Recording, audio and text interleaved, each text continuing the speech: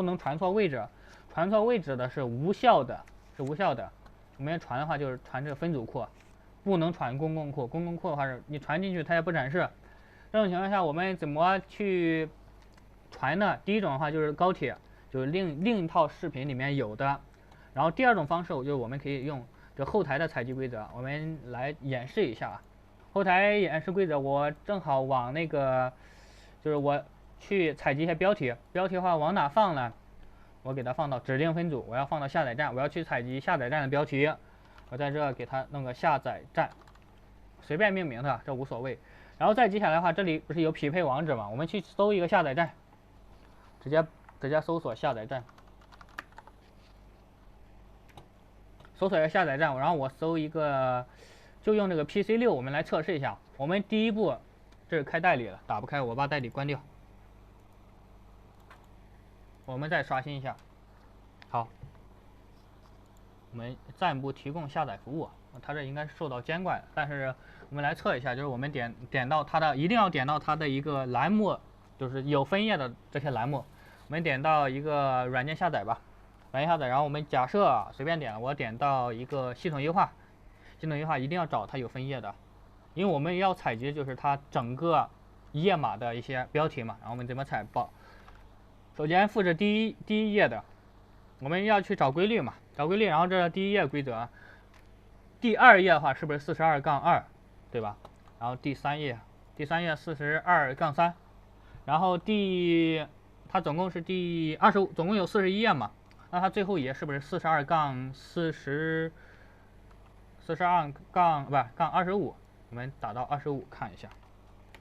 这样的话是不是就能把它从第一页获取到第25页了？然后我们进行复制，然后我们放到这个后台的采集规则里面。这它的规律就是从第一页到第45页，对吧？然后我们可以用这个分页标签给它放进去，分页标签直接把这是从这个是什么意思？就第一页从第几页开始到第几页结束，我们从第一页到第25页结束，然后每次增加1。我们只改它那些变量的东西，没改变的东西不要放。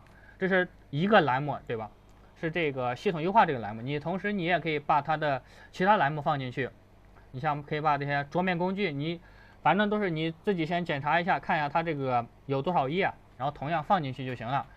我在这只演示，只放一个，这里面是可以放不同站点的不同带分页的栏目的这些。然后我们点一个保存规则，然后我们进行个测试，看一下。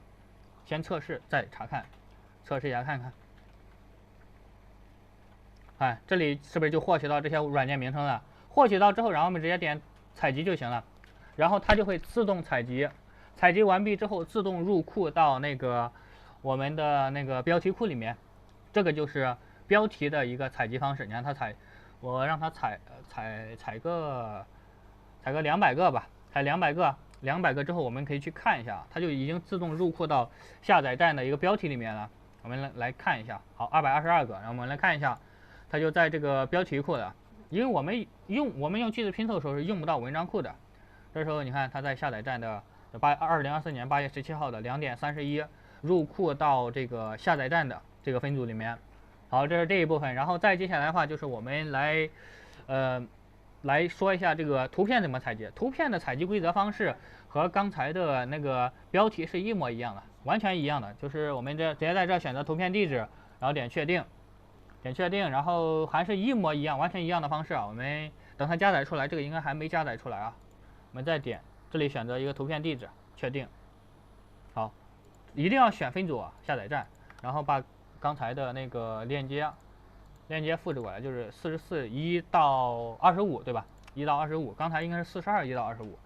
主要是你需要找的就是一定是带分页的那个栏目页，把它放进来就行了。然后这里1到25嘛，然后我们复制分页标签 P1 到25，然后每次递增1嘛 ，P1 到25每次递增1，然后点保存。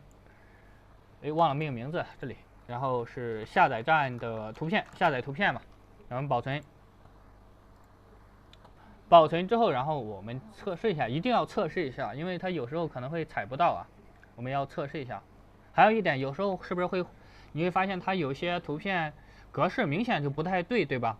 你像这个 PNG 了、GPG 了等等各种格式，还有 logo，这种情况。